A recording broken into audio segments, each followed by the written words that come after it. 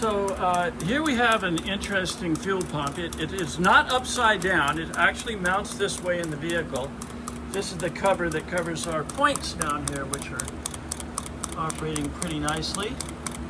Looks just like a Skinner Union pump, except a little more Rube Goldberg. Yeah, it's we're operating it on real gasoline here, of course. 12 volts, 12 volt system. The maker is Tecalamani. Can you pronounce that? Tecalamante. Anyways, it's a Tecalamante pump. Off a 1936 Avion Voisin, pretty rare vehicle. And this had numerous problems. Number one, the upper flange was warped. But this flange against the gasket was so thin that it actually broke.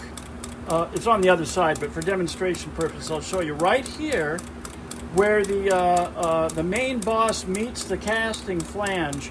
It was broken in a big chunk, and one screw was broken out of it.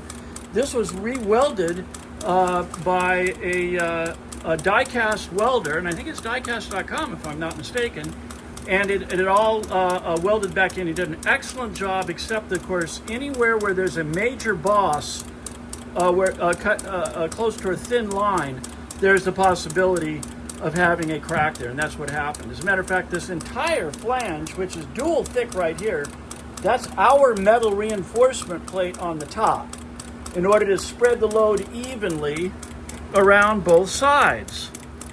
So in any case, we put this reinforcement on it, leveled it perfectly so that we're putting even pressure on that diaphragm and thus saving this otherwise thin casting.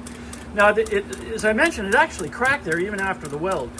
We actually went into it from the bottom side up diagonally with a 40,000ths of an inch self-tapping screw, filled it with Loctite Red, right? Yep. Loctite Red, and Loctite Red is a sugar. It's a methacrylic, and it is gasoline proof. So on this side here, where it was originally had some problems, it no longer has any problems at all, no leaks whatsoever, and reinforced throughout. Now, when we were testing this thing for pressure, we discovered that one of the valves, is this the intake or exhaust? Oh, actually both valves. Both valves we had to resurface and make new plates for it. Right. But we only had to repair the one brass insert. Right. Okay, so in here is a chamber, and there's a little brass tube that comes up, and a phenolic wafer rides on top of that against the tiny coil spring, so that it's a one-way no return valve. Unfortunately, it was leaking, and we discovered that the bronze piece that provides the sealing surface for the phenolic disc was actually loose in its bore.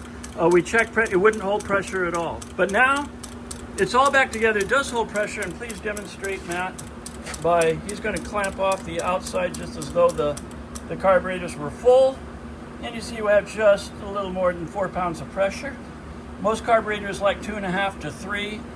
This thing is doing better than that, but still it's not a bad idea to put a pressure regulator in the system to reduce the pressure for these poor antique carburetors. In any case, that's our story. Anything else, Matt? Got it? That's our story. We're sticking to it. Thanks for watching.